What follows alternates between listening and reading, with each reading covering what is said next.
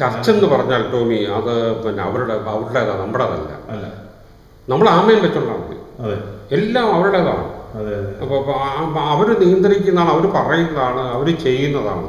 നമ്മൾ എല്ലാം ആമേനായിട്ട് അതിനനുസരിച്ച് പിന്നെ ഹിസ് മാസ്റ്റർ ചോയ്സ് ആയിട്ട് നിൽക്കുക എന്നുള്ളതാണ്. തീർച്ചയായിട്ടും ഒരു പുരോഹിതൻ എന്ന് പറയുമ്പോൾ എൻ്റെ മനസ്സിൽ സ്നേഹവും സഹനവും അങ്ങനെ സേവന മനോഭാവമുള്ള ഒരു കൈൻഡായിട്ടുള്ള നോബിളായിട്ടുള്ള ഒരു ഹ്യൂമൻ ബീയിങ് എന്നുള്ളതാണ്. അതെല്ലാം പോയി മോനെ, അതെല്ലാം ഈ മോൻ മുമ്പ് പറഞ്ഞ കച്ചവട താല്പര്യങ്ങൾ മുന്നോട്ട് വന്നപ്പോൾ ഗ്ലോബലൈസേഷൻ്റെ ഫലമായി പണം പ്രധാനമാവുകയും ബാഹ്യമൂടികൾ പ്രധാനമാവുകയും ആർപ്പാടങ്ങളും പിന്നെ ബാൻഡ് മേളങ്ങളും ചെണ്ടകൊട്ടലുകളും വെടിക്കെട്ടുകളും പിന്നെ ബാഹ്യമൂടികളാവുകയും ചെയ്തപ്പോൾ പിന്നെ ബാക്കിയുള്ള ആത്മീയത എന്നൊക്കെ പറയുന്നത് അവനവൻ്റെ ആത്മാവിൽ മനസ്സിൽ മാത്രം സൂക്ഷിക്കുന്ന കാര്യങ്ങളാണ്.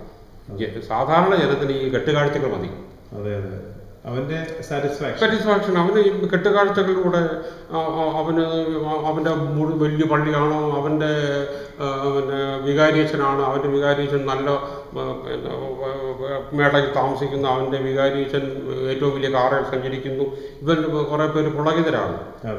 ഇതെല്ലാം ഇവനെ ചൂഷണം ചെയ്താണ് ഇവർ ചെയ്യുന്നതൊന്നും ഇവന് തിരിച്ചറിയാനുള്ള ഇപ്പോൾ മാനസികാവസ്ഥ അവനില്ല. അതിനെ ബോധവൽക്കരിക്കാൻ ആ ബോധമില്ലാത്തവരോട് പറഞ്ഞിട്ട് കുറെ പന്നികളുടെ മുമ്പിൽ പിന്നെ മുത്ത് വെതറിയിട്ട് എന്ന് പറയുന്ന പോലെയുള്ള ചില കാര്യങ്ങൾ.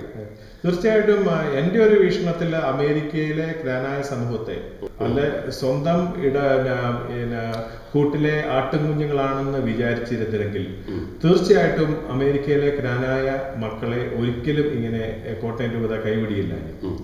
അത് വളരെ വേദനയുണ്ടാക്കുന്ന ഒരിതാണ്. കാരണം വേറൊരു ഇടയനെ കൈമാറുകയാണ് ചെയ്തത്. ആ ഇടയന്റെ പ്ലാൻ എന്താണ്, അവരെ ശരിയായിട്ട് നോക്കുന്നുണ്ടോ എന്നോ നമുക്ക് കിട്ടേണ്ട ആ ഡെയിലി നീഡ്സ്, അതായത് ജ്ഞാനായ തനിമയും അതിൻ്റെ 100% അർത്ഥവും നമുക്ക് കിട്ടുന്നുണ്ടോ എന്ന് കോട്ടയം രൂപത ഇതേവരെ നോക്കിയിട്ടില്ല. കാരണം അത് I feel they don't care. അതായത് നിങ്ങൾക്ക് എൻഡോഗമി പ്രാക്ടീസ് ചെയ്യാൻ പറ്റത്തില്ല, this is all this churches are not endogamous and you are under Sura Malabar bylaws എന്നും പറഞ്ഞുകൊണ്ട് നമ്മളെ ചവിട്ടി പുറത്താക്കിയ എന്നൊരു ഫീലിംഗ് ആണ് അവിടെ എല്ലാവർക്കും ഉണ്ടായിരിക്കുന്നത്. KCC തന്നെ ഈ വൈദികരും ഇവരെല്ലാം വരുന്നതിന് മുമ്പേ ഉണ്ടായ ഒരു സംഘടനയാണ്. അങ്ങനെയാണ് നിങ്ങൾ കമ്മ്യൂണിറ്റി സെന്ററുകൾ സ്ഥാപിച്ചത്. പക്ഷേ ഈ സഭ വരികയും അവരൊരു കേന്ദ്ര ബിന്ദു ആവുകയും ചെയ്തപ്പോൾ പിന്നെ അവരുടെ അടിസ്ഥാന ലക്ഷ്യം എന്ന് പറയുന്നത് എല്ലാം തകർക്കുക, എല്ലാറ്റിനെയും അവരുടെ കീഴിലാക്കുക, എല്ലാറ്റിനെയും അവരുടെ അടിമകളാക്കുക. അതിൻ്റെ ഒരു പ്രോസസ്സാണ് ഇപ്പോൾ നടന്നുകൊണ്ടിരിക്കുന്നത്. അവരവരുടെ സാഹചര്യങ്ങളും അവരുടെ ദൈവികമായ പരിവേഷങ്ങളും കൊണ്ട് ഈ അജ്ഞരായ ഒരു ജനതയെ അവരുടെ പിടിയിൽ കൊണ്ടുവരും. ഇതിനെതിരെ ഈ പറഞ്ഞ അങ്ങനെയാണ് സ്പ്ലിറ്റ് ഉണ്ടാകുന്നത്.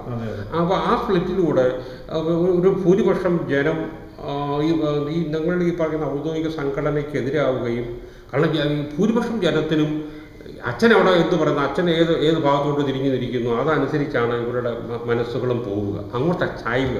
സ്വാഭാവികമാണ്, കാരണം അത് നമ്മുടെ ജീൻസിലൂടെ വരുന്നതാണ്. നമ്മൾ പണ്ട് കാലം മുതലേ ഇവർ പറഞ്ഞും കേട്ടും ഇവർക്ക് അടിമകളായിട്ടാണ് നമ്മൾ ജീവിച്ചത്. പക്ഷേ സാറേ ഒരു സേവ്യത്തോട്ട് അവിടെ ജനത്തിന്റെ കൂടെ നിന്നിരുന്ന പല അച്ഛന്മാരെയും അവിടെ നിന്ന് കെട്ടുകെട്ടിച്ചു, നിമിഷ നേരം കൊണ്ട് നാട് കടത്തി. അത് വളരെ അവരെ വേറെ റൂറൽ ഏരിയാസിൽ സേവ് ചെയ്യുന്നുണ്ട്. അപ്പൊ അവരുടെയൊക്കെ പലരുമായിട്ട് സംസാരിച്ചപ്പോഴത്തേക്കും നമുക്കിപ്പോൾ പൊതുവായിട്ട് പറയാൻ പറ്റാത്ത ഒത്തിരി മോശമായിട്ടുള്ള വളരെ വേദനാജനകമായിട്ടുള്ള അനുഭവങ്ങൾ അവർക്ക് ഉണ്ടായിട്ടുണ്ട്. പിന്നെ അവര് നല്ല അച്ഛന്മാരായതുകൊണ്ട് അപ്പൊ സാറ് മുമ്പേ പറഞ്ഞ പോലെ തന്നെ ഇപ്പോൾ ഈ ജനം പ്രതികരിക്കുന്നു, KCC എന്ന സാമൂഹിക സംഘടനയിലൂടെ ജനം പ്രതികരിക്കുന്നതിനുള്ള ഉത്തമ ഉദാഹരണമാണ് ഇപ്പോൾ ഹൂസ്റ്റൺ പള്ളിയിൽ അതിൽ ഫ്രോഡ് നടന്നിട്ടുണ്ട് എന്ന് തെളിഞ്ഞതുകൊണ്ട് ആ വിഷയം ഇപ്പോൾ കോടതിയിൽ പൊയ്ക്കൊണ്ടിരിക്കുന്നത്. അവിടുത്തെ വികാരിയച്ഛൻ 3 പ്രാവശ്യം ഇപ്പോൾ കോടതിയിൽ പോയി ടെസ്റ്റിഫൈ ചെയ്തിരിക്കുന്നു. അതിന്റെ യഥാർത്ഥ truth court will find out. എന്നിട്ട് ജനം അദ്ദേഹത്തിന്റെ കുർബാന കാണുകയും അദ്ദേഹത്തിന്റെ ശിങ്കിടികളായി നടക്കുകയും ചെയ്തതുകൊണ്ടാണ്. പക്ഷെ ഇതുവരെ അതിന്റെ യഥാർത്ഥ സത്യം കോർട്ട് റൂൾ ഔട്ട് ചെയ്തിട്ടില്ല. അത് ഇൻവെസ്റ്റിഗേഷൻ ഈസ് സ്റ്റിൽ ഗോയിങ്. ഏതു ജനതയുടെ ഇടയിലും തൽപരകക്ഷികളായ കുറേ ആൾക്കാരുണ്ടാവും.